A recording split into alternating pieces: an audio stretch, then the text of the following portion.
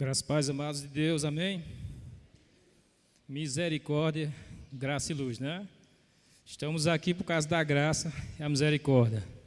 E a luz que surgiu em nossas vidas, porque do outrora andávamos em trevas. Hoje nós resplandeceu a luz que nos guia. Nós temos um rumo. Nós passamos por lutas, dificuldades, mas nós sabemos para onde vamos. Todos daqui já conhecem a passagem que tem. Está carimbada, selada, para o rumo à glória, para o grande Rei, aquele que nos resgatou, que nos comprou e nos sustenta até o fim da nossa jornada aqui na terra. Meus irmãos, nessa manhã, estou encarregado de trazer uma reflexão para nós compartilharmos nessa manhã. E gostaria de falar nessa manhã, uma reflexão muito boa que vem nessa revista, falando sobre uma vida vitoriosa, né? Geralmente falar de vitória, nós nos direcionamos logo o pensamento para algo da parte física, vamos supor, da parte mais de abundância de bens materiais. Mas, sim, os adolescentes, obrigado, Carmen, por favor. Os adolescentes já têm a oportunidade no momento de sair, viu? E geralmente quando nós falamos, irmãos, em vitória, nós ficamos sempre com um pensamento numa vitória baseada em algo material, algo que possamos tocar, possamos ter, possamos esbanjar, mostrar, porque até mesmo que esse pensamento não é um pensamento atual. Os próprios judeus tinham ideia de que os judeus que eram abençoados eram aqueles que eram ricos. O sinal de um judeu abençoado era um judeu próspero, que tinha as coisas. Justamente aquele mancebo, né, quando Jesus tinha o encontro com Jesus, todos o admiravam e batiam palma para ele, porque ele um jovem admirável, porque era rico. O povo dizia, olha, um jovem rico, certamente esse homem é muito abençoado por Deus, esse é um homem perfeito, Deus se agradou dele. Mas nós vamos ver vida vitoriosa de acordo com a palavra de Deus. Isso é o pensamento dos judeus e de algumas pessoas dos tempos de hoje. Mas como será uma vida vitoriosa? Nós podemos mesmo ter uma vida vitoriosa? Nossa vida é feita de vitória. Você e eu estamos nessa manhã por causa de uma vitória que aconteceu há mais de 2000 anos atrás. De quem foi essa vitória lá na cruz? Acabamos de cantar. Todos aqueles que clamam na cruz recebem o quê? Misericórdia, graça e luz. Então, a vitória de Cristo nos proporcionou estarmos aqui hoje. Podemos aprender a parte dele. E vitórias o Senhor tem colocado na nossa vida diariamente. Antes de vir para cá, eu estava vendo uma das lives de Sérgio Lopes, né? Gosto muito do hino dele, do poeta. E uma das lives que eu estava vendo, ele se comunicando praticamente com o mundo todo em uma live. Era gente da Bahia, de São Paulo, do Rio de Janeiro, pessoas que mandavam e-mail de outros países também que curtem as músicas do poeta. Eu fiquei pensando, meu Deus, como tu és bom, né? Como a tua palavra realmente chega aos 4 cantos do universo para propagar realmente quem Deus é. E Sérgio Lopes justamente mostrando, cantando hinos, né, as músicas dele. Uma das dele que eu mais gosto era O Meu Rei. E nessa live tinha, eu fiquei lá até esperando ele cantar essa música para mim poder ir embora. Gosto muito dessa música chamada O Meu Rei. E então, justamente é isso. Deus tem nos dado vitória, amados. E nessa manhã a gente gostaria de convidar os irmãos para nós abrirmos num texto básico lá de Josué, capítulo 6. Vou ler esse texto, Josué, capítulo 6, para podermos nós ter uma base aqui de como será uma vida vitoriosa de acordo com a palavra de Deus, de acordo com as Escrituras. Nós somos o quê? Guiados pela Escritura. Lembramos que no mundo nós encontramos vários direcionamentos, vários conceitos, várias opiniões, mas nós ficamos com a palavra de Deus. Essa é a nossa regra de fé e prática. Então, se a Bíblia hoje vai nos dar uma ensinada aqui, como ter uma vida vitoriosa. É possível um cristão ter uma vida vitoriosa? É possível ser é um vitorioso em meio a tantas crises. Estamos aí no meio de uma pandemia, pessoas morrendo, pessoas sofrendo, famílias chorando. Como falar de vitória no momento desse? É possível? Será que conseguiríamos mesmo ter vitória? A Bíblia diz que sim, porque a nossa vitória, ela não depende das circunstâncias atuais, nem de qualquer outro tipo de circunstâncias. Nós somos vencedores, nós não seremos vencedores. Todos aqui são vencedores em Cristo Jesus. Então, mesmo que essa pandemia se alastre ou diminua de acordo com a vontade de Deus, tudo é de acordo com seus propósitos, você não vai deixar de ser vencedor. Nós somos a única equipe que já entramos para cumprir o WO. Quem entende de jogo aí já entra sabendo do resultado. O outro vai entrar só para cumprir tabela, né? Mas nós já sabemos que somos vencedor, não por nós mesmos, mas em Cristo Jesus. Isso é maravilhoso da parte de Deus para nós. Amados, vamos abrir aqui. E eu também, né? Se mandar os outros abrir e deixar a minha fechada, não posso ler a leitura. Eu antigamente não precisava, mas fizeram esses óculos aqui, ficou tão bonitinho que eu estou usando. Eu uso só para agradar a mulher. Mas que eu não preciso. Melhorou bastante. Irmão, eu vou ler e os amados irmãos acompanhem atentamente. Os irmãos de casa que nos escutam nessa manhã. A graça e a paz, Deus abençoe grandemente sua vida. E gostaria, se assim você desejar também, continuar com sua Bíblia aberta para nós podermos estar sempre recorrendo ao texto e observando a palavra de Deus. Diz o seguinte: ora, Jericó estava rigorosamente fechada por causa dos filhos de Israel. Ninguém saía nem entrava. Então disse o Senhor a Josué: olha, entreguei na tua mão Jericó, o seu rei e os seus valentes. Vós, pois todos os homens de guerra, rodeei a cidade, cercando uma vez, assim fareis por 6 dias. 7 sacerdotes levarão 7 trombetas de chifre de carneiro adiante da arca, e no 7º dia rodeareis a cidade 7 vezes. E os sacerdotes tocarão as trombetas, e será que, tocando-se longamente a trombeta de chifre de carneiro, ouvindo vós os sonidos dela, todo o povo gritará com grande grita. O muro da cidade cairá abaixo, e o povo subirá nele, cada qual em frente de si.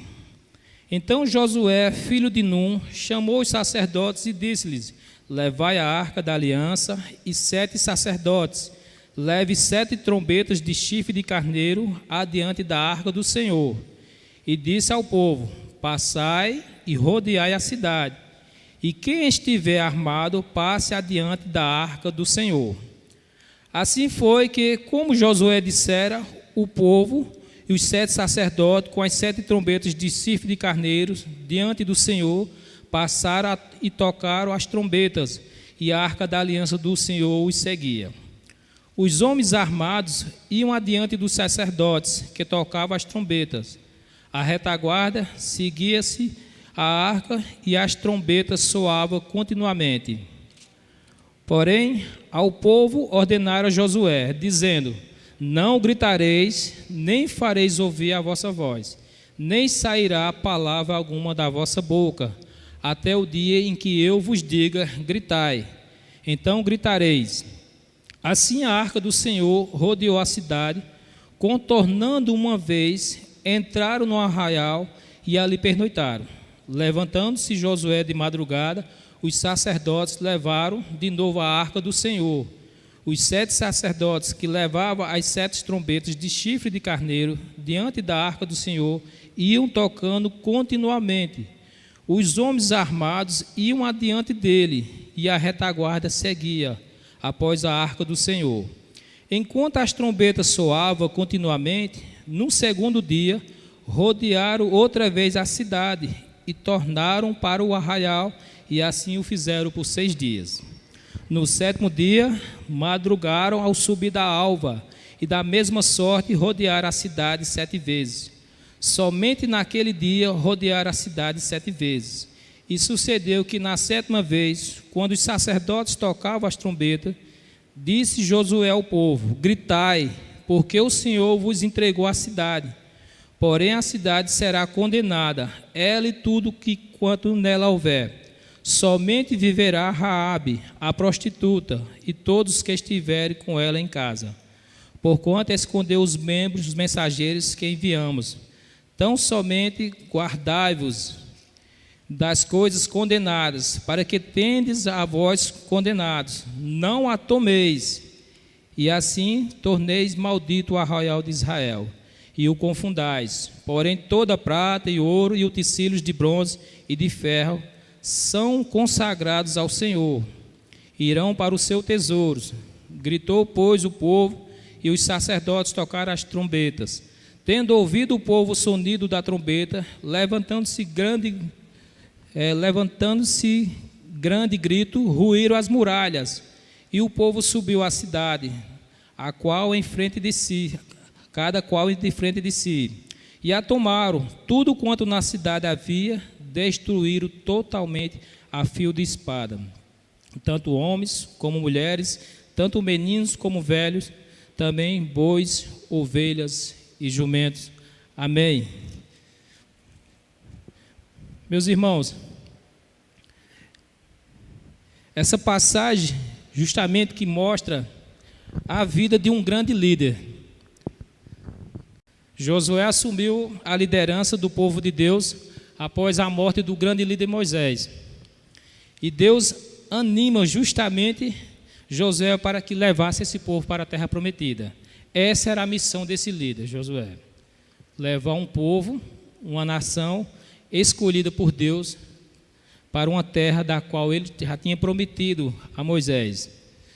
Mas gostaria nessa manhã, em vista desse evangelho, falar justamente sobre uma vida vitoriosa. Porque ler o livro de Josué, você vai ver que é um livro de vitória. Israel conquistava de acordo com a vontade de Deus e vencia. Era vitorioso Josué e todo o povo de Israel. Mas ser vitorioso, segundo o ensino da Bíblia, está relacionado com aquilo que somos, mais do que com aquilo que realizamos. O segredo da vitória está na graça de Deus. O que nos dá a certeza da vitória não é aquilo que realizamos, mas aquilo que somos.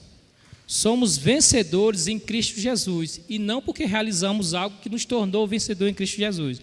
Aquele povo era uma nação santa e escolhida, não porque era a melhor nação, pelo contrário, acredito que era um povo que estava o quê? Vindo de um cativeiro, né? Há 40 anos, peregrinando no deserto, um povo que não tinha estrutura nenhuma de guerra, não conhecia de guerra, e Deus fez vencedor numa grande cidade. Jericó era enorme, forteada, cercada, mas justamente porque a vitória estava vindo do Senhor Jesus, e aquele povo tinha que entender aquilo ali. Então, para sermos filhos de Deus, a vitória é sempre nossa pela obediência através da fé. Mesmo quando nós nos deparamos com obstáculos impossíveis e problemas humanamente insolúveis. A nossa vitória é independente de problemas que estão acontecendo. O problema que está acontecendo na humanidade de hoje não nos torna fracassados. Se o coronavírus tem matado muitos homens de Deus, não é derrota. Muitas vezes a gente se entristece com a partida deles, mas deixa que foi a vontade de Deus cumprida na vida desses homens. Esses homens agora estão vendo a face de Jesus Cristo, do seu grande rei. Então não foi derrota, foi uma promoção. Foram promovidos para o reino de glória. Então justamente é isso. O livro de Josué, eles vai justamente mostrar isso. Esse manual de vitória desse líder que foi levantado em meio à morte do maior líder Moisés. E você imagina, Deus chega para Josué e o anima. E diz: Josué, meu grande líder Moisés morreu. Agora tu vai conduzir esse povo para a terra que eu prometi. E vai reanimar Josué. E as palavras de Deus justamente para Josué é o quê? 3 vezes Deus fala com Josué. Diz: olha, ser forte e corajoso. Ser forte e corajoso. Nós muitas vezes podíamos saudar entre nós mesmos e reanimarmos uns aos outros. Irmãos, sermos fortes, corajosos. Sermos fortes, corajosos. Porque isso precisa. A Bíblia exige do seu povo coragem, força, dedicação. Se nós já sabemos que somos vitoriosos, por que andar de cabeça baixa? Por que andar triste? Por que temer? Logicamente, ninguém vai fazer algo de imprudente, vai andar sem máscara, vai fazer o que quer, né, abraçar as pessoas de idade. Tudo. Não, nós seguimos as regras, mas nós seremos fortes e corajosos, porque já sabemos do resultado final. Onde nós estaremos, onde nós iremos. É essa a certeza que nos alegra todo dia. Cada dia que amanhecemos, que olhando para o alto, nós sabemos onde é a nossa pátria. Isso tem nos alegrado, nos feito forte e corajoso a cada dia. Então, meu amado, o livro de Josué foi escrito no ano de 1050 a.C. O seu tema principal desse livro era mostrar que Deus cumpre as suas promessas, né? Josué justamente está relacionado a isso aí, Deus cumprindo as suas promessas. Deus já começa chamando Josué, fazendo promessas a ele, dizendo: Josué, eu vou te dar essa terra que eu prometi a Moisés. Então essa promessa de Deus seria cumprida na pessoa de Josué, através do seu servo. E Josué justamente teria a grande tarefa de conquistar essa terra prometida. E essa grande vitória dos escolhidos de Deus contra a poderosa cidade de Jericó era uma vitória que nos ensina e nos enche de esperança ainda hoje. Nós lemos essa passagem de Josué se alegrando com a vitória daquele povo entre uma cidade que impossivelmente aos nossos olhos humanos seria derrotada com a estratégia que Deus usou para derrotar ela, num grito. Mas essa vitória lá do passado continua nos alegrando até hoje. Sabe por quê? Porque o mesmo Deus dessa vitória é o Deus que nos dá vitória ainda hoje, o Deus que nos promete, o Deus que nos assiste e o Deus que está conosco. É esse Deus que derrotou a cidade de Jericó e deu vitória ao seu povo. Esse Deus continua agindo no meio do povo. Esse Deus está aqui. Por que temei? Ser forte e corajoso. Temos um Deus que está conosco, um Deus que não teme.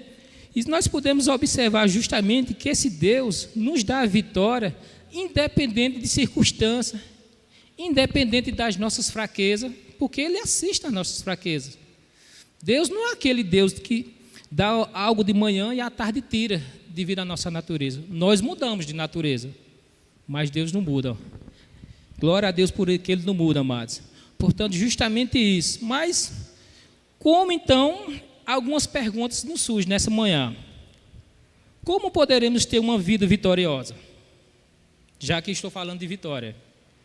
Como vencer inimigos mais poderosos? E como avançar diante de grandes obstáculos? Fica essas três perguntas na nossa mente. É possível um cristão ser vitorioso em meio a tantos acontecimentos? Você liga a televisão, faz até medo de ligar a televisão. Eu não sei se eu estou com mais medo das notícias ou da conta da energia. Sei que eu estou com medo nesse ponto. A minha deu um salto que eu estou procurando saber onde é que está entrando tudo isso aí. Mas vejamos isso aí. O medo nos cerca. Isso toma a nossa alegria. Isso toma, muitas vezes, a nossa paciência. E acabamos o quê? Entristecidos e desencorajados. Mas eu gostaria que nessa manhã que você fosse novamente reanimado, se você estiver desanimado. Mas em Cristo Jesus, conhecendo o Deus que destruiu Jericó, esse Deus maravilhoso. Então vamos lá. A vitória, primeiro, amados, é uma dádiva de Deus. Essa vitória que eles conquistaram não tinha nada a ver com o povo de Deus, ou seja, com a própria força ou a própria destreza daquele povo. Aquele povo não sabia nada de guerra. É como se fosse assim, enfrentar uma comparação, enfrentar um exército, enfrentar uns camponeses. Não tinha nada, era totalmente diferente. Mas o que fazia a diferença daquele povo justamente era quem? O Deus que eles tinham. Para começar, Deus começou logo engrandecendo aquele povo, no versículo anterior, quando ele abre o rio Jordão, que estava numa cheia, mesmo de frente à cidade de Jericó. Eles tinham que passar esse rio para enfrentar Jericó. Jericó ficava uma cidade no alto e era ponto de passagem. Todos que vinham passavam por Jericó para ir por outro lado. Ou seja, era como se fosse uma estrada Jericó aí, com vários portões, e eles tinham que passar por lá. E Jericó estava no caminho do povo de Deus. E era uma cidade idólatra, que fazia oferecimento, e Deus estava usando o povo dele agora para o quê? Para exercer justiça sobre aquela cidade. Porque se você observar bem, você vê um ponto aí no final aí, quando ele diz no final que Deus mandou que eles destruíssem, né, toda a cidade e passassem a fio de espada mulheres, homens, né, velhos, crianças que se irritam na cidade. Aí você pensa, meu Deus, por que é que Deus fez isso? Só que Deus estava exercendo a justiça, amado, dele. Aquela cidade, tempos e tempos vinha na idolatria, irritando a Deus com a sua idolatria. Eles ofereciam, faziam sacrifício vivo de crianças, e tudo isso aí Deus estava aguardando para o momento de punir aquela cidade. Mas vamos mais. A Bíblia nos ensina claramente esta verdade, né? Lá no livro de Provérbios, capítulo 21, eu achei interessante isso aqui, Provérbios 21, 31, que diz: o cavalo, ele prepara-se para o dia da batalha, mas a vitória vem do Senhor. Interessante, né? O cavalo se prepara para o dia da batalha, mas o que garante a vitória? O Senhor. Tem também os filhos de Corá também, que diz o seguinte: ouvimos, ó Deus, com os próprios ouvidos, nossos pais nos têm contado que outrora fizestes em seus dias, como por tuas próprias mãos desaposastes as nações e os estabelecestes, oprimistes os povos, e aos pais deste largueza, pois não foi por sua espada que possuíram a terra, nem o seu braço que lhe deu a vitória, e sim a tua destra, e o teu braço, e o fulgor do teu rosto, porque te agradas deles. Tu és meu rei, ó Deus, ordena a vitória a Jacó. Lá no livro de Salmo 44. Meus amados, veja aqui o que é que diz o salmista. Ele diz: olha, ouvimos, ó Deus, com os nossos próprios ouvidos dos nossos pais. Os pais são responsáveis para passar para os filhos a grandeza de Deus. Quem é Deus? As suas vitórias, o seu poder. Muitas vezes nós não se preocupamos em fazer isso, amados. Isso é terrível. Ouvimos de nossos pais. Esse povo não podia ouvir do povo da Babilônia, não podia ouvir de Jericó, dos amorreus, dos jebuseus, nada disso, falar desse grande Deus. Quem tem a obrigação de falar de Deus a nossos filhos, desse grande Deus, somos nós que temos filhos. E não só os nossos filhos, os nossos parentes, os nossos vizinhos, justamente para ele conhecer esse Deus que derrotou essa cidade de Jericó, uma cidade fortificada, com uma estratégia que para nós seria desprezível. Como essas pessoas ouvirão falar de Deus? Como nossos filhos crescerão acreditando num Deus poderoso desse jeito, se nós não confessarmos a eles, lermos com eles, mostrarmos a eles quem é esse Deus? É nossa obrigação e vamos ter que fazer isso. Então Deus se agradou, de nos dar a sua palavra e a sua direção. Vamos valorizar, vamos pegar ela e vamos passar para os nossos filhos. Eu sei que se você perguntar para o seu filho ainda hoje, chegar em casa, quando ele está ali aperreando, é mais fácil dar um celular para ele com internet, para ele se entreter, ou chamar ele para ler uma palavra de Deus e dizer, olha, tem 10 perguntinhas no final para você, de leite até aí, varãozinho. E aí? Qual dos dois você acha que ele vai querer pegar? Com certeza não vai ser a Bíblia, eu lhe garanto. Eu tenho filho, eu conheço, viu? A gente sabe disso aí. Mas vamos lá, meus amados. Então, observe que é Deus o grande responsável pelas vitórias do seu povo. Ele é quem ordena a vitória, e diferentemente da falsa teologia, quando as pessoas estão dando ordens a Deus. Isso aqui é terrível. Os irmãos têm contato da falsa teologia do momento, né? Aquela confissão positiva, da qual as pessoas dizem, eu te ordeno a vitória em nome de Jesus, eu te ordeno isso. Mas a Bíblia diz aqui que a vitória vem de Deus, então é de cima para baixo, não é de baixo para cima, né? Geralmente no âmbito militar, né, onde eu passei 30 anos lá trabalhando, a gente costuma dizer num grau de hierarquia que quando tem um que está abaixo do nosso posto, né, que vem dar alguma ordem que não saiu daquele que está acima dele, diz logo o seguinte, o que é isso? E aqui está chovendo de baixo para cima? Costumam dizer essa piadinha chata que eles dizem, sabe, que justamente para dizer o seguinte, olha, a ordem não vem de baixo para cima, vem de cima para baixo. Então, pode ver que com Deus é tudo da forma vertical. A salvação vem de onde? Vem do céu. Foi nascido de uma mulher, uma virgem, mas veio de onde? Veio do céu. O rei, o Deus Todo-Poderoso, teve que deixar a sua glória para vir o quê? Para vir se tornar-se homem, tornar-se um ser pequeno, crescer e realizar a grande obra de Deus. Então, não se esqueça, amado, nossa vitória vem de Deus. Não só as grandes vitórias. Toda vitória vem de Deus. Deus administra a vida dos seus servos do começo ao fim. Das maiores ou as menores decisões, Ele está presente na sua vida. Basta que você o escute e tenha a direção dele através da sua palavra. Mas, amados, vamos observar através disso aqui alguns pré-requisitos para uma vida vitoriosa. Deus é a fonte de nossas vitórias, como o irmão já sabe, né? Mas, se Deus é a fonte de nossas vitórias, vem de Deus, mesmo assim, qual deve ser a minha participação? Não é Deus que dá a vitória? Então eu não tenho participação nenhuma. Eu cruzo os braços, espero Deus e Ele me dá a vitória. É assim? Não foi o que aconteceu com o povo de Deus. E nem vai acontecer com a gente. Hoje mesmo está sendo realizado, né, a segunda etapa do Enem, né? Muitos servos de Deus estão fazendo. Inclusive, o meu está lá. Vai estar lá, né, esquentando o juízo lá daqui a pouco. Mas, se nós fosse pensar, não, Deus dá a vitória. Então, esse tempo todinho que ele passou de preparação, ele tinha que passar o quê? Brincando, jogando, sei lá, fazendo as coisas. No final, Deus vai dar a vitória, né?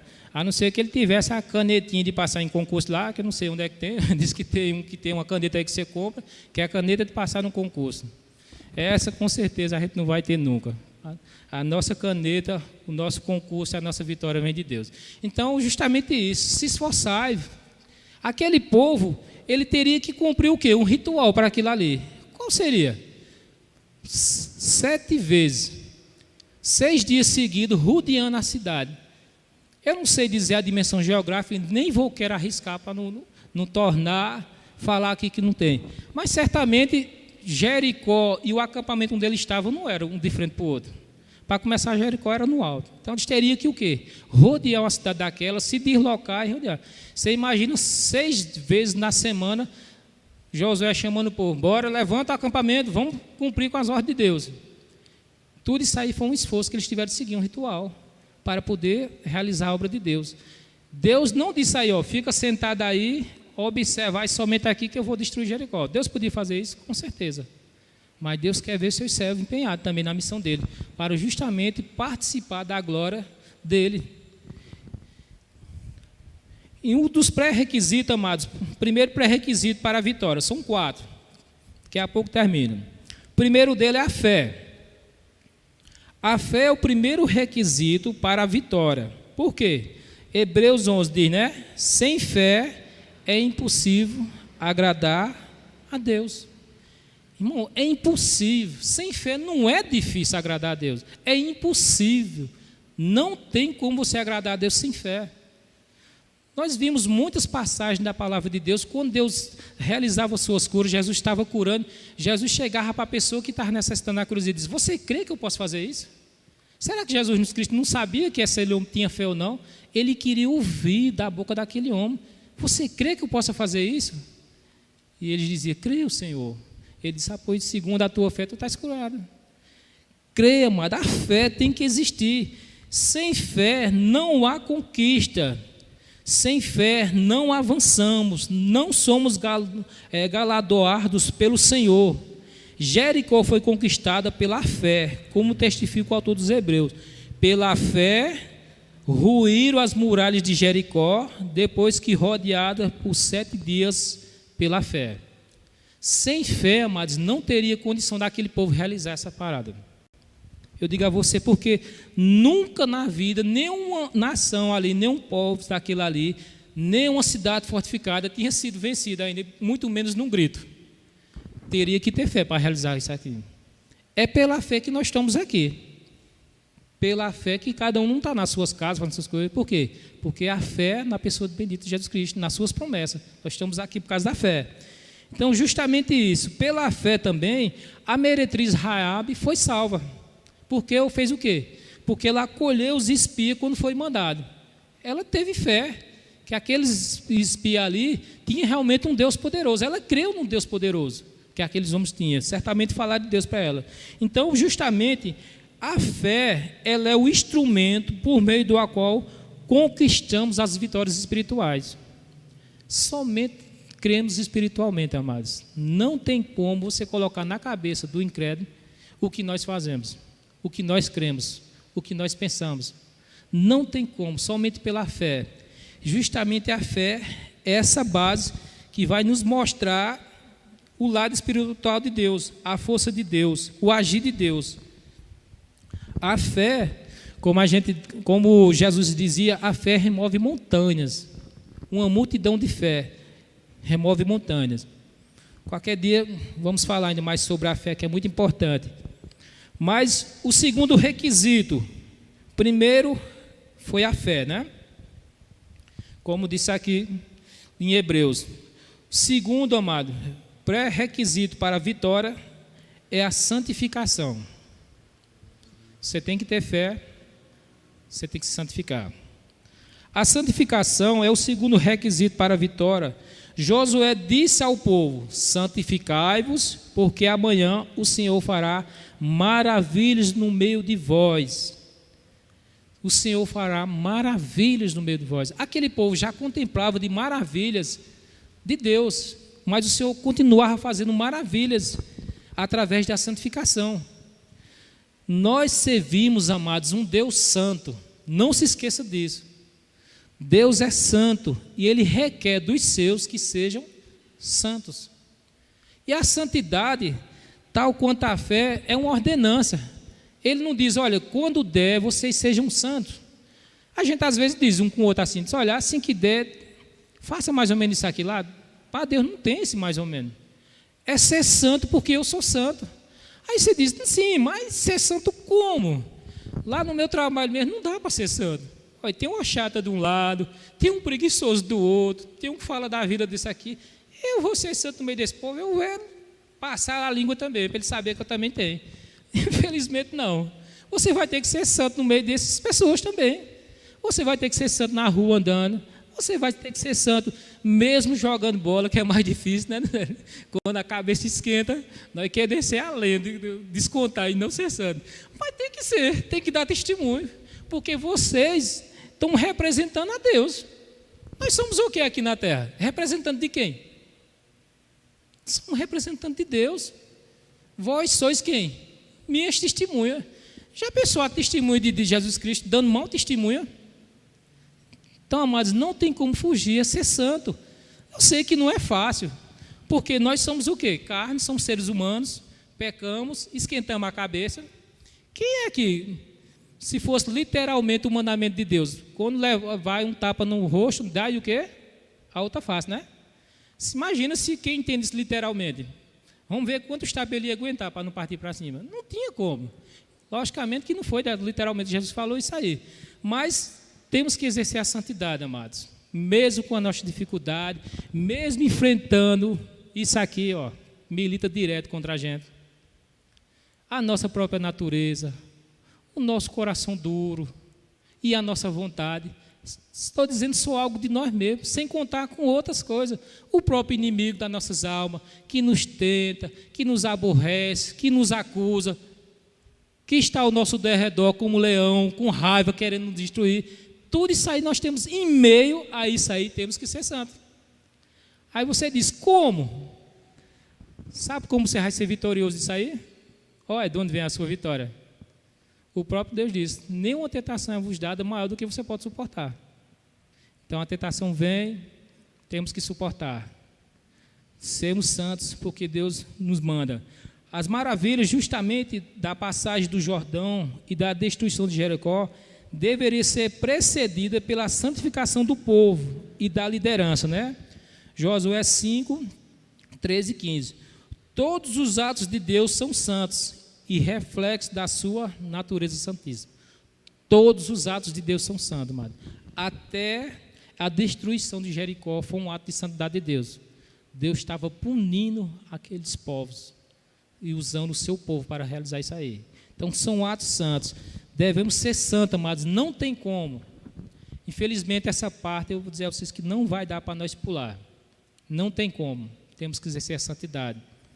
E o melhor jeito de exercer a santidade é praticando. Quando vem a raiva, quando vem a ira, quando vem a vontade, né? A vontade de, Senhor, me dá força, segura. Me segura, Senhor. E é dessa forma que a gente temos que passar, amados, pedindo a Deus santidade. Como veremos a Deus sem santidade? Não veremos, lhes asseguro. Não veremos a Deus sem santidade. O povo de Deus, esse mesmo povo que agora está aqui em evidência no capítulo 6, ele pediu para ver Deus. Moisés, o grande líder, que intercedia por eles. Ele disse: Moisés, por que nós não podemos falar com Deus também? Aí diz: vocês querem falar comigo, né? Então, dê alguns requisitos para eles. Santificarem, né? Lavarem suas vestes. Acho que os irmãos se lembram dessa lição, alguns que lavar suas vestes, não se contaminar com mulheres, não chegar às suas mulheres durante 3 dias antes, se não me engano. Justamente um processo de quê? De requisito de santidade. Então é um processo, amado. Nós não somos santos na hora que nos colocamos, que nos entregamos a Deus. Nós vivemos um processo de santidade. Cada dia, cada ano você tem que ser melhor do que o ano passado. O ano de 2020 foi um ano difícil, foi? Mas você tem que ser melhor no ano de 2021. Eu tenho que ser melhor. Algo que eu fazia, que eu não estava conseguindo, eu tenho que conseguir nesse ano. Porque se eu não estiver avançando, eu não estiver prosseguindo, eu não vou estar recebendo o quê? Os galardão que Deus tem para me dar. Eu vou ficar para trás. Eu vou ser um peregrino que ficou no meio do caminho. Como aquele livro, O Peregrino, né? Que conta a história justamente do peregrino, rumo à cidade celestial. Nós temos que avançar e ir prosseguindo. Como o pastor falou aqui, né? Oséias, né? Prossigamos em conhecer o Senhor, o quê? Cada dia. E cada vez que você conhece Deus, você consegue ficar melhor, eu lhe garanto. Cada vez. Não estou dizendo que você vai ser uma santidade. Não. Faça a sua santidade, seja santo, se esforce e Deus vai observar isso. Terceiro requisito, amados, para nós podermos também observar aqui os pré-requisitos para a vitória. Seguir as estratégias de Deus.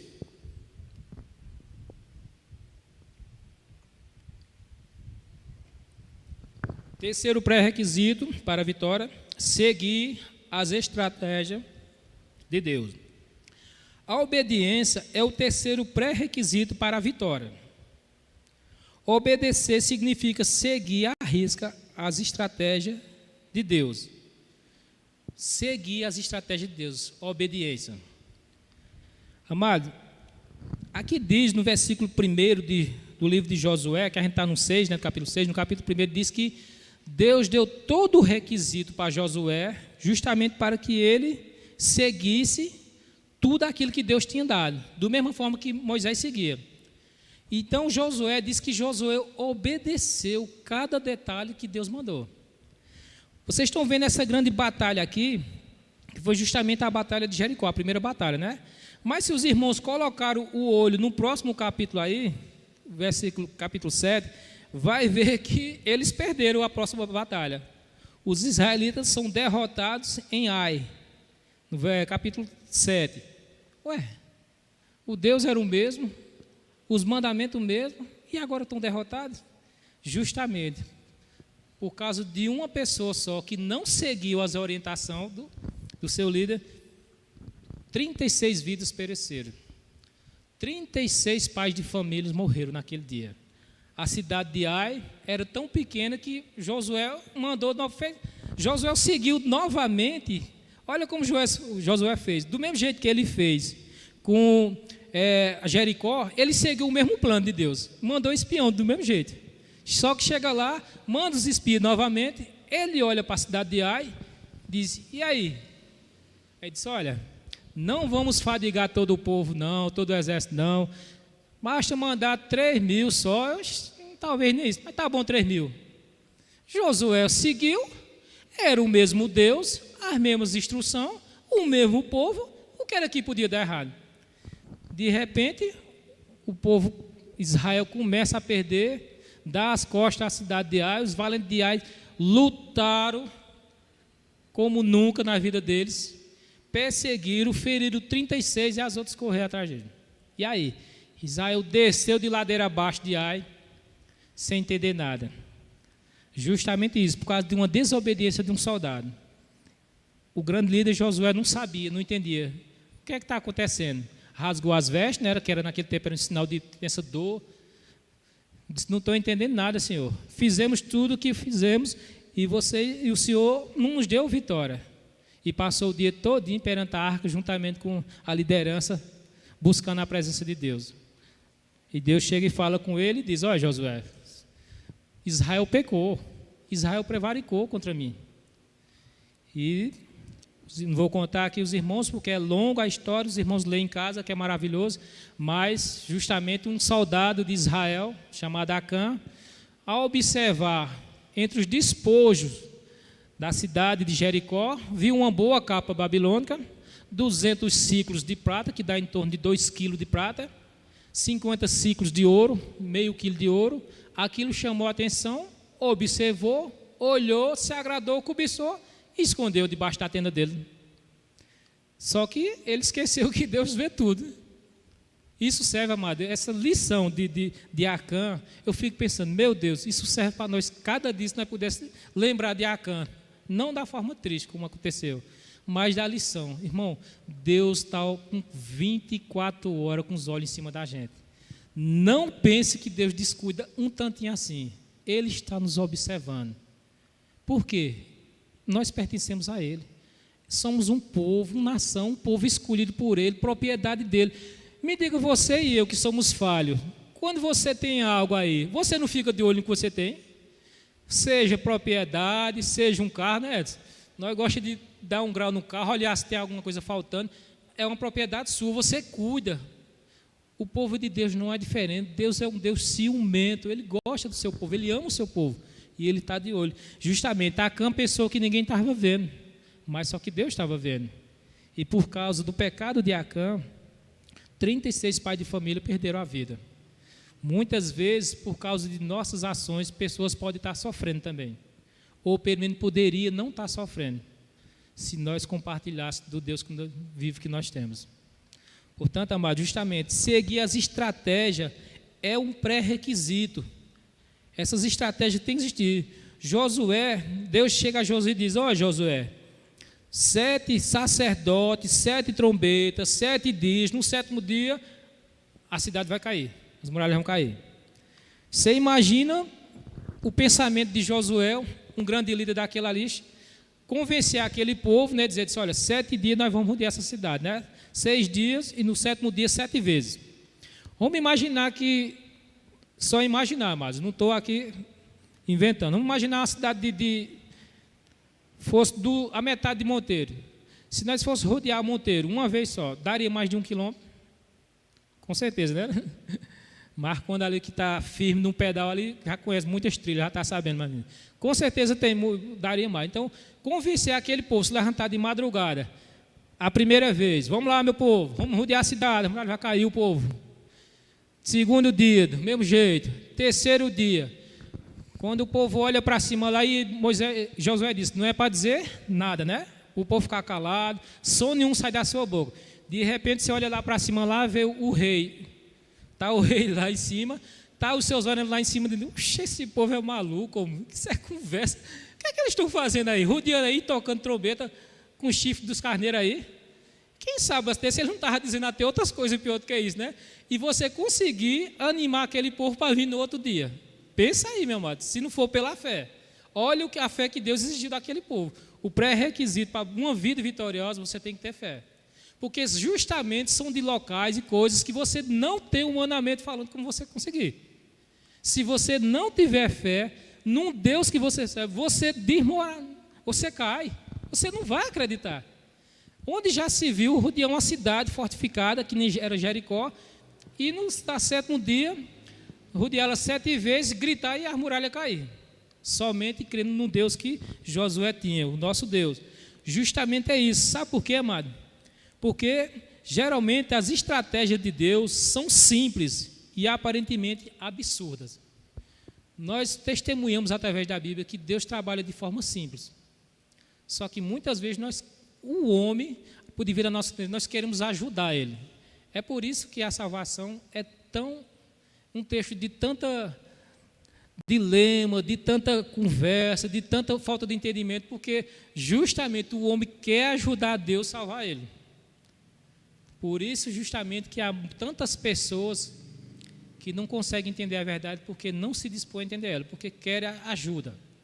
Irmão, Deus não precisa da gente para derrotar Jericó. Deus não precisa de mim e você para que a igreja dele cresça, que o evangelho seja ouvido em vários lugares. Deus não precisa. Nós é que somos privilegiados por ele nos usar como criaturas de duro servir, como pessoas que outrora andavam desgarrados, sem rumo. Somos privilegiados por termos tirado de um tremedal de lama e colocado sob uma rocha. Somos privilegiados por possuirmos agora um dono. Nós andávamos sem donos. Nós agora temos um pastor que deu a vida por nós. Então isso é motivo de dizer o quê? Como você é vitorioso? Não, você não vai ser vitorioso. Você é vitorioso, porque Deus já te deu essa vitória. Você não está buscando essa vitória. Então, justamente isso. Essas estratégias, o grande objetivo de Deus era provavelmente revelar o seu poder por meio da nossa fraqueza. Quando Deus pega algo simples para nos mostrar, justamente para mostrar ao homem o seu poder e mostrar a nossa o quê?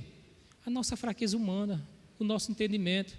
Nós somos fragilizados, irmão. Até para entender a palavra de Deus, nós temos que pedir permissão a Ele, temos que orar a Ele, clamar a Ele, a misericórdia dEle, justamente para isso. Nossa mente é o quê? Cativa, limitada, pequena.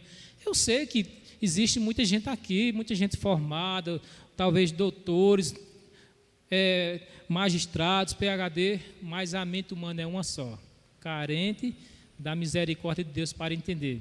Assim como a oração daquele pequenino lá, né, daqueles 2 homens que subiram ao templo, eu me lembro muito daquela oração, né?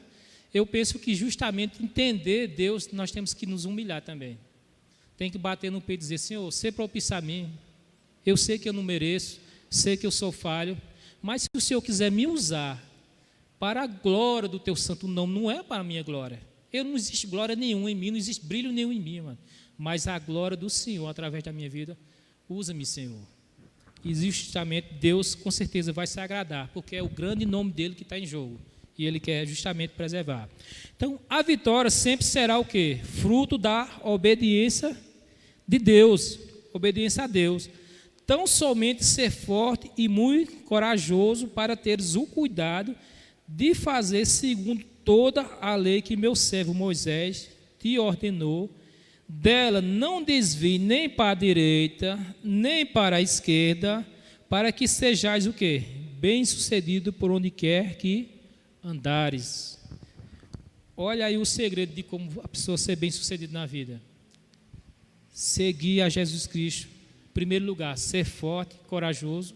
O povo de Deus era um povo forte, um povo corajoso. A força era o próprio Deus que o revestia.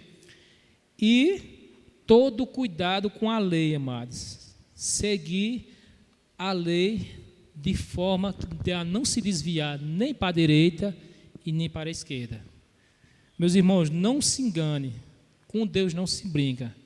Não seja um meio crente, um meio assíduo, um meio santo. Não, você vai ser um meio salvo também. E meio salvo não vai entrar no céu. Então, a palavra de Deus, ela quer de você toda e completamente o seu cuidado com a palavra, o seu zelo. Deus deu o melhor que tinha por nós. Então, Ele sabe quando nós damos o melhor. Ele sabe até com um dia que nós podemos vir para a igreja, congregar, nos alegrar, cultuar, e nós damos uma desculpa até boa, e não viemos. Para o irmão, para a liderança, para outros irmãos, disse, rapaz, realmente, você precisava ficar em casa. E Deus diz, não precisava não. Eu estou sabendo do que está acontecendo. Então, amados, seguir a Deus completamente, as estratégias de Deus, buscar. Eu sei que muitas vezes as palavras não é muito agradável, principalmente no meio de hoje, com tantas pessoas combatendo a palavra de Deus. Eu digo isso porque todo mundo aqui tem vizinho, não tem? A não ser que ele mora isolado, né? Mas tem vizinho. Se a vizinha tiver o vizinho varrendo a calçada lá e você encosta lá, vai falar de algum fuxico, uma fofoca, ela para a vassoura na hora. Ou ele que estiver fazendo alguma coisa. Agora, se você encostar lá e vai dizer, meu vizinho, o culto foi tão abençoado, o pregador pregou, deu uma mensagem tão boa, eu lhe garanto que não vai 5 minutos, começa já a dar uma inquietação na pessoa. Daqui a pessoa diz, olha, deixei uma panela no fogo, alguma coisa. Não é agradável, mas nem por isso nós temos. Pregue a palavra. Nem que você fale pouco, pregue. Dê essa oportunidade a seu vizinho. Ele não pode morrer sem conhecer que existe um Deus vitorioso, um Deus que salva, um Deus que cuida. Muitas pessoas às vezes não sabem quem é esse Deus maravilhoso, mas nós conhecemos e é nossa obrigação pregar essa palavra para essas pessoas. Então, amado, a vitória sempre será fruto da obediência à palavra de Deus. Tão somente ser forte e muito corajoso para ter o cuidado de fazer segundo toda a lei. Aquele grande líder precisava ter o cuidado, minúsculo, para observar segundo toda a lei. Quando ele diz aqui toda a lei, amado, Josué não podia deixar brecha para a lei de cumprimento de Deus. Josué, eu quero assim, assim e assim. Então Josué vai fazer dessa mesma forma. Quando alguém tenta ludibriar a lei de Deus, o que é que acontece? Nós vemos noutra passagem aí que 2 filhos de Arão foram consumidos pelo fogo. Por quê? Tentaram botar coisa diferente. Deus disse, prepara assim uma essência, assim, assim, assim. Mas eles acharam que podia botar outras coisas. Deus disse, não é assim não, é do meu jeito. Pagaram com a própria vida. Amados, cumpra a lei de Deus, os benefícios da lei de Deus, as vitórias da lei de Deus, vêm em meio à observância da sua lei. Dela não desviei nem para a direita, nem para a esquerda. Existe muitas setas hoje em dia apontando. Mas se você fizer isso não tem nada com isso não, né? O que é que tem você fazer isso? O que é que tem de crente estar por aí nas festas? Não tem nada, desde que ele se comporte. O que é que tem? O que é que tem de você estar pegando seu filho ou sua filha e deixando ele namorar aí à vontade com os filhos do mundo? Não tem nada, isso acontece. É nesse não tem que tem nada que Deus vai e mostra a mão dele. O que é que tem isso aí? Eu sou santo. E é de acordo com a lei que eu mandei que vocês fizessem. Portanto, terceira estratégia para um requisito de vitória, amado, seguir as estratégias de Deus. Nós temos que seguir essas estratégias. Se nós observarmos bem, nós seguimos todos os mandamentos, toda a lei, quando estamos trabalhando. Não é? Você e eu estamos trabalhando, o chefe manda fazer, a gente tem que fazer, né? Ou faz, ou vem a punição, ou despedida, ou pega uma repreensão, uma multa, um desconto do salário, e quando é com Deus, a gente começa a querer negociar. Assim, eu estou fazendo isso, mas por causa disso. Não, amados, é seguir. O pré-requisito é seguir as estratégias de Deus. Obediência em todos os seus mandamentos. Quarto e último requisito, amado. Agir corajosamente. Eita. Agir corajosamente.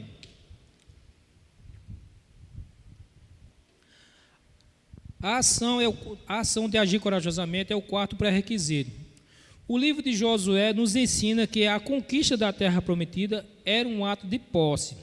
Ser forte e corajoso, porque tu farás este povo herdar a terra que, sob juramento, prometi dar a seus pais. Deus fez uma promessa aqui, olha. Ser forte e corajoso. Se os irmãos observarem aí no versículo 2, dê uma observadazinha aí. Quando ele diz assim a Josué aí, então disse o Senhor a Josué, olha, entreguei na tua mão, Jericó, o seu rei e os seus valentes. Josué as muralhas já tinham caído aqui? Não. Olha, Deus fala como se já tivesse acontecido, né? É interessante isso aqui. Olha o que é que Deus faz. Diz, olha, Josué, eu entreguei na tua mão. Josué pode dizer, não, Senhor, o Senhor vai me entregar nas minhas mãos. Ele disse, não. Para Deus, amado, o agir de Deus é tão preciso que vai acontecer que para ele é como se já tivesse acontecido. Quando ele disse para Moisés aqui, olha, Josué, eis que todo lugar que tu pisar a planta do pé, vulo tenho dado, como vou prometer a Moisés. Essa promessa já era uma promessa anterior. Josué sabia que essas coisas iam acontecer, por quê? Pela fé. Josué tinha fé que isso acontecesse. Deus disse, olha Josué, eu falo como se tivesse acontecido, porque o que eu falo acontece. Então ele já disse, disse, entreguei. Olha, é igual a nossa vitória, amado. A nossa vitória foi entregue. Ah, não, eu só vou vitorioso um dia, se quando eu morrer eu tenho a certeza que eu vou ver Cristo. Pelo amor de Deus, você é vitorioso em Cristo. Se você realmente é uma pessoa que nasceu de novo, confiou sua vida a Jesus Cristo, creu nele como Senhor e Salvador da sua vida, o que é que vai dar errado? Nada. Porque nada pode nos separar do amor de Deus. E Josué, justamente Deus disse, Josué, olha, eu entreguei na tua mão, Josué, entreguei o rei, os valentes, agora tu vai fazer do jeito que eu estou mandando. É justamente o que tem que prosseguir hoje em dia, amado. Deus tem nos dado vitória e muitas vezes nos ensinado a caminhar, mas muitas vezes nós queremos fazer do nosso jeito. Seguimos as nossas próprias orientações. Ah, não, mas fulano fez assim e deu certo. Um ímpio fez assim e deu certo. Meu amigo, ele deu certo para ele. Faça do jeito que Deus mandou. Nós temos que obedecer a Deus em tudo. Lembra há 15 dias atrás, quando eu falei aqui sobre justamente Asaf, né? Asaf com todo o esplendor na glória de Deus, usado como profeta, era o líder dos levitas, era ministro perante o culto, a arca que representava Deus. De repente começa a olhar de lado e vê a vida dos ímpios. E começa a achar que a vida dele era uma vida miserável, uma vida sem graça, uma vida medíocre, onde o ímpio, perverso, malvado, era o grande, vamos dizer, era o cara, era o bom. Tudo isso por causa de uma olhada, amados. Não olhe o que Deus manda, olhe para frente. Não te desvie nem para a direita nem para a esquerda. Olhe para frente, para o autor e consumador da nossa salvação. Nossos olhos estão nele. Ah, mas fulano fez isso, fulano é aclamado. Tudo bem, fulano vive a vida dele, eu vivo a minha, do jeito que Deus mandou. Ele mandou assim e assim será feito, será cumprido. Portanto, amado, agir corajosamente. Nós temos que ter coragem em seguir a Deus. O povo de Deus é um povo corajoso. Profetas morreram, amado, não foi pedindo para não morrer, não. Foi dizendo o seguinte, pode me jogar. O que aconteceu com os 3 amigos? Sadraque, Mesaque e Abednego, né? O rei disse, eu vou jogar vocês na fornalha lá dentro. Ele disse, não, senhor, não jogo não. Ele disse, senhor rei, se Deus quiser nos livrar, ele livra. Também se ele não quiser, nós vamos para a fornalha. Mas nós não vamos adorar a sua imagem. Muitas vezes a gente não chegou a uma posição dessa, mas com tão pouco a gente já está se cabigando das pernas, com medo. Não vou falar não vou dizer nada. Vamos falar. Eu me lembro que uma vez em Sumé, lá, nós estávamos, não está aqui a irmã dele, mas nós estávamos lá fazendo o evangelismo juntamente com o povo de João Pessoa, e uma irmã de lá, a gente tinha fazido várias casas, faltava uma casa lá, e a irmã disse, olha, meu irmão, não vai não, que o pastor Atos, lá de São João do Cariri, né, que foi embora, tentou falar com esse senhor aí quase bota ele para correr aí, viu, de dentro aí com tudo. Disse, meu Deus do céu, eu olhei as casas tudo e nós tínhamos passado, eu digo, rapaz, eu vou lá, viu? Será mais o segundo que ele botou para correr, porque eu não ia ficar também. Se Atos quis bancar o herói, o arrochado, ele ficasse. Eu corria, mas falava e corria, né? E não ia ficar. Aí chegamos lá, vamos falar batemos na porta lá, vai, já saiu com uma cara desse tamanho assim, parecendo o leão que ruge em nosso derredor. Chegou, eu vou logo dizendo que eu não gosto de crer. Eu digo, eita, isso numa recepção boa, para quem vai falar de Jesus? Aí eu disse, não, olha, se o senhor pensar bem, eu também não, tem muitos crentes que eu também não gosto não, sabe? Tem uns que é chato, uns que fala da religião dos outros, mas nós somos crentes diferentes. Nós vimos aqui dizer que Jesus é bom, que o Senhor é uma pessoa que Deus se agrada, que o Senhor ouça a palavra dele, que sabe das dificuldades, mas que Deus está lhe dando a oportunidade de ouvir a palavra e o Senhor tem a oportunidade de ver que nós não somos chatos de noite, que nós vamos fazer um culto lá na praça, o Senhor vai ver. Ele olhou assim e disse, eu não gosto não de crente não sei se eu vou não. Eu disse, não, o senhor vai, porque se o senhor for, Deus vai lhe acabar gostando mais do senhor ainda. O senhor não tem nenhuma bênção não para pedir a Deus. Nós vamos orar e pedir que essa bênção venha para o senhor. Aí pensou assim, eu digo, olha, disse, não sei se eu vou não, deixou. Olha, já não botou para correr, já foi alguma coisa, né? Não sei nem se ele apareceu lá. Mas só ele não ter saído lá, dando as costas para ele correndo, já foi alguma coisa, que nem Atos parece que teve que sair de lá nas carreiras. Portanto, meus amados, temos que ser corajosos. Essa coragem vem de Deus, não a coragem para estar desmotivando as pessoas, mas vem de Deus. Josué foi encorajado por Deus justamente para isso. Deus agiu nas muralhas que caíram através do seu povo, para dar a posse. Agir corajosamente em obediência ao chamado de Deus é a vocação do cristão. Nós somos chamados para o quê? Para exercer uma vocação. A vocação do povo de Deus. Olha, Tiago nos adverte. Deixa eu ler só isso aqui, adverte esse Tiago. Tiago adverte: quanto ao praticar ou agir conforme aprendemos, mas aquele que considera atentamente na lei, lei da liberdade, nela persevere, não sendo ouvinte negligente. Veja o que Tiago está dizendo. Mas operoso, praticante, e será bem-aventurado no que realiza. Seja um operoso praticante. Tiago, capítulo 1, versículo 25. Temos que ser o quê? Operoso, praticante da palavra. Aqueles que ouvir e aceitar, tudo bem. Aqueles que não, Deus certamente, a vontade dele, dará outra oportunidade.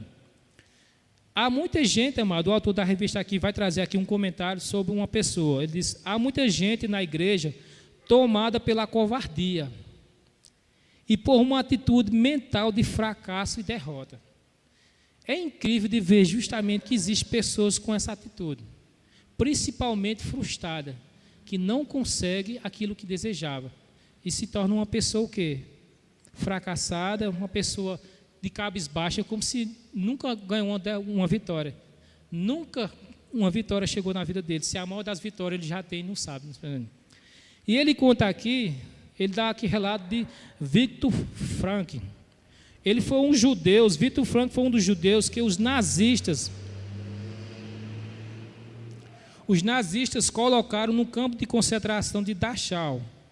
Ele disse, enquanto esteve no campo, presta atenção: os guardas lhe tiraram tudo, tiraram a sua identidade, tiraram sua esposa, tiraram sua família, tiraram suas roupas, tiraram até a sua aliança de casamento. Mas havia uma coisa que ninguém podia tirar dele, e ele escreveu: resta a liberdade do ser humano de escolher que atitude tomar em dadas circunstâncias. Os guardas não podiam tirar de Frankl a liberdade de escolher que atitude tomar. Isso não pode tirar do crente, irmãos. A atitude de servir a Deus, mesmo em meio às provações. É fácil orar em meio às provações, em meio à tristeza? Não. Mas o crente tem essa atitude, porque ele conhece o Deus que ele tem. Deus conhece os seus, e nós conhecemos a Deus naquilo que ele se revelou a nós. Justamente, esse homem preso no campo de batalha, mas ele disse, ele tirou tudo, meu.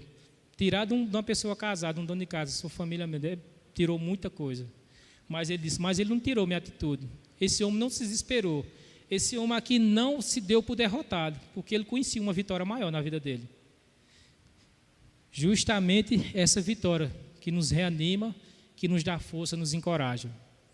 Pode vir, e a gente sabe que pode acontecer outras catástrofes, outras doenças, mas uma coisa que a gente não pode tirar é a alegria, é a certeza que um dia tudo isso vai passar e que Deus vai enxugar cada lágrima dos nossos olhos. Isso não tem ninguém que tira, amados. Essa certeza no nosso coração, porque o próprio Cristo diz, Deus pôs no coração de cada um a certeza da sua salvação.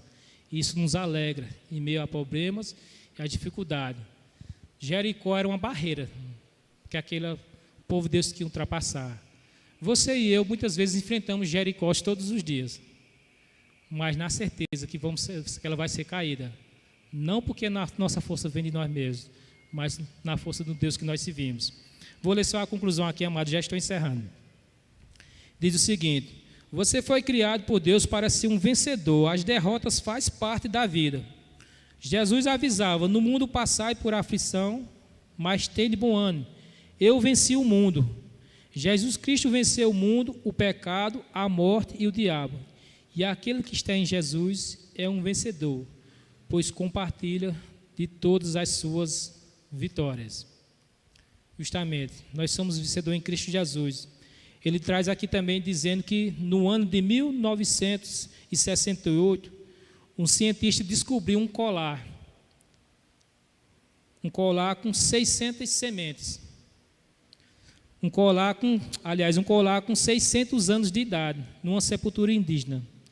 E ele plantou uma dessas sementes que brotou e cresceu.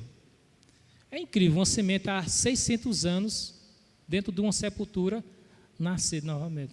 Cresceu. Aí ele diz o seguinte: essa semente cresceu mesmo estando adormecida por 600 anos. O potencial da vida estava lá. Talvez você tenha sido um cristão há anos e esteve espiritualmente adormecido a maior parte do tempo. Mas agora eu gostaria de dizer algo, que você é uma pessoa produtiva. Tenho boas notícias para você. Não é tarde para você germinar e produzir frutos. Não é tarde, amados. Deus quer nos usar. Deus nos fez semente produtiva. Deus nos fez vencedor em Cristo Jesus. Amém? Vamos orar. Em nome de Jesus, baixe a sua cabeça.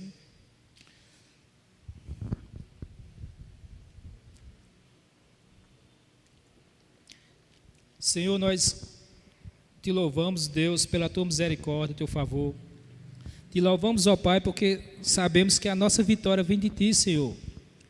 Que é o Senhor que nos pega por a sua mão direita e nos sustenta e nos guarda. Ó Deus, mais uma vez, Senhor, lemos a tua palavra e os teus ensinamentos perfeitos foram colocados diante do teu povo, Senhor. Que o Senhor mesmo se agrade pela sua misericórdia de nos acrescentar cada um da tua lei, da tua vontade, Senhor. Que o Senhor mesmo nos faça lembrar cada dia, no nosso trabalho, onde quer que andamos, no nosso lazer, nas nossas casas. Sabemos, ó Pai, que somos ovelha tua, somos um povo do teu rebanho, somos propriedade tua, Senhor. E o Senhor mesmo é que nos coloca dentro de cada um de nós a nossa fé. Que o Senhor coloca coragem para que possamos cada dia dizer não, Senhor, ao pecado, dizer não às investidas do inimigo, dizer não, Senhor, à nossa própria vontade e ao nosso coração enganoso, e sermos fiel à tua vontade e ao teu querer, Senhor. Desperta, Senhor, cada um daqueles que estão como semente, adormecidos, Senhor, mas que o Senhor já deu a vitória, que eles seriam germináveis, que eles seriam frutos e iam dar frutos, Senhor. Mas que no momento, ó Pai, estão se acovardando, estão tímidos, estão parados, Senhor, não estão avançando, Senhor. Dá-lhes a força, Senhor. Nos orienta, nos dá um bom dia de paz. Ser também com aqueles irmãos, todos aqueles que estão, vão fazer prova agora à tarde, Senhor, que o Senhor mesmo possa fazer lembrar daquilo que eles estudaram, possa acalmar o seu coração e possa dar um estudo bom, uma boa prova, em nome de Jesus. Também te rogo que o Senhor nos perdoe os nossos pecados, as nossas culpas, em nome de Jesus Cristo é que nós te oramos. Amém. Amados, já está ali. Deus abençoe, amados.